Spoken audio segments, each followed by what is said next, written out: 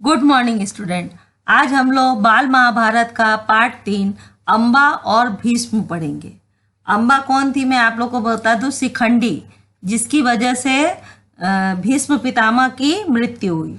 तो चलिए अब हम पढ़ते हैं कि अम्बा शिखंडिनी कैसे बनी। सत्यवती के पुत्र चित्रांगद बड़े ही वीर परंतु स्वेच्छाचारी थे। स्वेच्छाचारी यानी अपने मन से काम करने वाले। एक बार किसी गंधर्व के साथ युद्ध हुआ, उसमें वह मारे गए। उनके कोई पुत्र न था, इसलिए उनके बाद छोटे भाई जो विचित्र वीर थे हस्तिनापुर की राजगद्दी पर बैठे। विचित्र वीर की आयु उस समय बहुत ही छोटी थी, इस कारण उनके बालिग होने तक राजकाज भीष्म को ही संभालना पड़ा।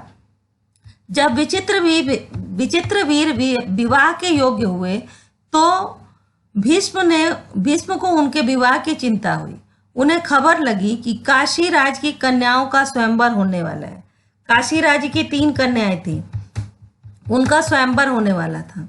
ठीक है, यह जानकर भीष्म बड़े खुश हुए और स्वयंवर में सम्मिलित होने के लिए काशी रवाना हो गए। देश विदेश के अनेक राजकुमार उस स्वयंवर में भाग लेने के लिए आए थे। राजपुत्रियों को पाने के लिए आपस में बड़ी स्पर्धा थी। क्षत्रियों ने भीष्म की प्रतिज्ञा की प्रतिष्ठा, अद्वितीयता, उनके महान त्याग, भीषण प्रतिज्ञा का हाल सब जानते थे।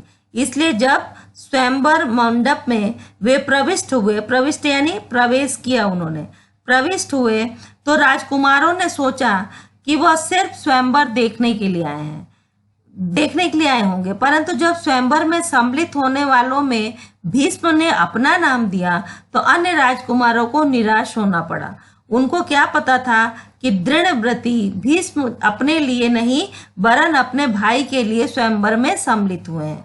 आप लोग को मैंने पिछले पार्ट में पढ़ा दिया था कि उन्होंने प्रतिज्ञा कर ली थी कि अब वो कभी विवाह ही नहीं करेंगे जिससे उनके बच्चे हों। ठीक है, सभा में खलबली मच गई। चारों ओर से भीष्म पर फप्तियां कसी जाने लगी। फप्तियां मतलब कमेंट कसा जाने लगा। माना कि, और कौन कौन से कमेंट, तो किसी ने कहा कि माना कि भरतवंशी भीष्म बड़े बुद्धिमान और विद्वान है, स्वयंवर से इन्हें क्या मतलब। तो ऐसा बात कहने लगा। कोई कहने लगा इनके प्रण का क्या हुआ, जो इन्होंने कहा था कि मैं विवाह ही नहीं करूंगा, जीवन भर ब्रह्मचारी रहने की इन्होंने जो प्रतिज्ञा की थी, क्या वह झूठी थी। इस भांति सब राजकुमारों ने भीष्म की हंसी उड़ाई। यहाँ तक कि काशी राज की कन्याओं ने भी भीष्म की तरफ से दृष्टि फेर ली और उनकी अवहेलना सी करके आगे की ओर चल दी। काशी राज की जो 3 कन्याएं आई, उन्होंने भी क्या किया, उनकी तरफ से दृष्टि फेर ली और अवहेलना करके आगे की ओर चल दिए। भीष्म इस अवहेलना को सह न सके। उन्होंने सभी राजकुमारों को हराकर 3 राजकन्याओं को बलपूर्वक रथ पर बैठा लिया और हस्तिनापुर को चल दिए। सौंप देश का राजा शाल्व बड़ा वीर था। काशी राज की सबसे बड़ी कन्या अम्बा उस पर अनिरुक्त थी, यानी उससे प्रेम करती थी और उसको मन ही मन अपना पति मान चुकी थी। शाल्व ने भीष्म के रथ का पीछा किया और उसको रोकने का प्रयत्न किया। इस पर भीष्म और शाल्व के बीच घोर युद्ध छिड़ गया। भीष्म ने उसे हरा दिया, किंतु काशी राज की कन्याओं की प्रार्थना पर उसे जीवित ही छोड़ दिया। उन सारी कन्याओं ने प्रार्थना किया कि इसको मारिए मत, जीवित छोड़ दीजिए। भीष्म काशी राज की कन्याओं को लेकर हस्तिनापुर पहुंचे। विचित्र वीर के विवाह की सारी तैयारी हो जाने के बाद जब कन्याओं को विवाह मंडप में ले जाने का समय आया तो काशी राज की बड़ी बेटी अम्बा एकांत में भीष्म से बोली, गंगे, मैंने अपने मन से सौंप देश के राजा शाल्व को अपना पति मान लिया था। इसी बीच आप मुझे बलपूर्वक यहाँ ले आए हैं। मेरे मन की बात जानने के बाद आप मेरे बारे में अब जो उचित समझे करें। वो क्या कहती है कि मैंने मन से किसको अपना पति मान लिया है, कि शाल्व जो थे उनको अपना पति मान लिया है। अब आप उस समय मुझे यहाँ लेके आए, तो अब आप मेरे बारे में जो उचित समझे करें। भीष्म को अम्बा की बात जची, यानी अच्छी लगी। उन्होंने अम्बा को उसकी इच्छा अनुसार उचित प्रबंध के साथ शाल्व के पास भेज दिया और अम्बा की दोनों बहनों अंबिका और अंबालिका का विचित्र वीर के साथ विवाह कर दिया। अम्बा अपने मनोनीत वर सौभराज शाल्व के पास गई और सारा वृतांत कह सुनाया। वृतांत यानी कहानी कह सुनाया। उसने कहा, राजन, मैं आपको ही अपना पति मान चुकी हूँ। मेरे अनुरोध से भीष्म ने मुझे आपके पास भेजा है। आप मुझे अपनी पत्नी स्वीकार कर लें। पर शाल्व ना माना। उसने अम्बा से कहा कि सारे राजकुमारों के सामने भीष्म ने मुझे युद्ध में पराजित किया और तुम्हें बलपूर्वक हरण करके ले गया। इतने बड़े अपमान के बाद मैं तुम्हें कैसे स्वीकार कर सकता हूँ? तुम्हारे लिए अब उचित यही है कि तुम भीष्म के पास जाओ और उनकी सलाह के मुताबिक ही काम करो। बेचारी अम्बा हस्तिनापुर लौट गई और भीष्म को सारा हाल कह सुनाया। उन्होंने विचित्र वीर से कहा, वत्स, राजा शाल्व अम्बा को स्वीकार नहीं करता। इससे विदित होता है कि उसकी इच्छा अम्बा को पत्नी बनाने की नहीं थी। अब उसके साथ तुम्हारा ब्याह कराने में कोई आपत्ति नहीं रही है। पर विचित्रवीर अम्बा के साथ ब्याह करने को राजी ना हुए। विचित्रवीर से कहा कि अब तुम विवाह कर लो। अब उसके मन में कोई और नहीं है, परंतु वो राजी नहीं हुए। बेचारी अम्मा ना इधर की रही ना उधर की। कोई और रास्ता ना देख वह भीष्म से बोली, गंगे, मैं तो दोनों ओर से ही गई। मेरा कोई भी सहारा ना रहा। आप ही मुझे हर लाए थे। अतः अब आपका यह कर्तव्य है कि आप मेरे साथ ब्याह कर लें। उसने क्या बोला कि आप ही मुझे हर कर लाए थे और अब आपका ये कर्तव्य है कि आप मेरे से विवाह कर लें। भीष्म ने उसकी बात ध्यान से सुनी और अपनी प्रतिज्ञा की याद दिलाकर बोले, अपनी प्रतिज्ञा तो मैं नहीं तोड़ सकता। उन्होंने अम्बा की परिस्थिति समझकर विचित्रवीर से दोबारा आग्रह किया, पर वह न माना।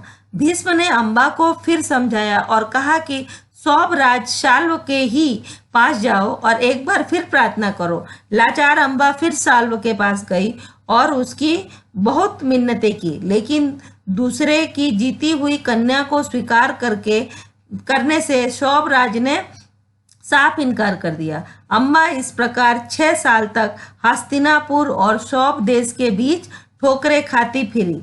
उसने अपने इस सारे दुख का कारण भीष्म को ही समझा। 6 वर्ष तक वो इधर से उधर घूमती रही और इस सारे दुख का कारण उसने भीष्म को ही समझा। उसने उन पर उसे बहुत क्रोध आया और प्रतिहिंसा की आग उसके मन में जलने लगी। प्रतिहिंसा यानी उनके प्रति हिंसा के भाव जो उसके मन में घुसे वो उसके अंदर जलने लगे। भीष्म से बदला लेने की इच्छा से वह कई बार राजाओं के पास गई और उनको अपना दुखड़ा सुनाया। भीष्म से युद्ध करके उनका वध करने की उसने राजाओं से प्रार्थना की, पर राजा लोग तो भीष्म के नाम से ही डरते थे। किसी में भी इतना साहस न था कि भीष्म से युद्ध करे। क्षत्रियों से एकदम निराश होकर अम्बा ने तपस्वी ब्राह्मणों की शरण ली। सारे क्षत्रियों से वो निवेदन कर चुकी राजाओं से, फिर उसने क्या किया, ब्राह्मणों की शरण ली, यानी ब्राह्मणों के पास गई, तपस्वी मुनियों के पास गई।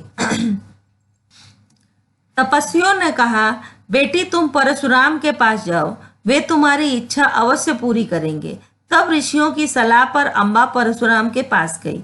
अम्बा की करुण कहानी सुनकर परशुराम का हृदय पिघल गया। उन्होंने दयार्द स्वर में कहा, यानी दया से भरे स्वर में कहा कि काशी राज कन्या, तुम मुझसे क्या चाहती हो? अम्बा ने कहा, ब्राह्मण वीर, मेरी प्रार्थना केवल यही है कि आप भीष्म से युद्ध करें। मैं आपसे भीष्म के वध की भीख मांगती हूँ। उन्होंने क्या कहा, मैं भीष्म के वध की भीख मांगती हूँ। परशुराम को अम्बा की प्रार्थना पसंद आई। बड़े उत्साह के साथ वह भीष्म के पास गए और उन्हें युद्ध के लिए ललकारा। दोनों कुशल योद्धा थे और धनुष विद्या के जानकार भी। दोनों ही जितेंद्रिय और ब्रह्मचारी थे। सामान्य योद्धाओं की टक्कर थी। कई दिनों तक युद्ध होता रहा, फिर भी हार जीत का निश्चय न हो सका। अंत में परशुराम ने हार मान ली और उन्होंने अम्बा से कहा, जो कुछ मेरे वश में था कर चुका। अब तुम्हारे लिए यही उचित है कि तुम भीष्म ही की शरण लो। पर अम्बा ऐसी बातों से कब विचलित होने वाली थी।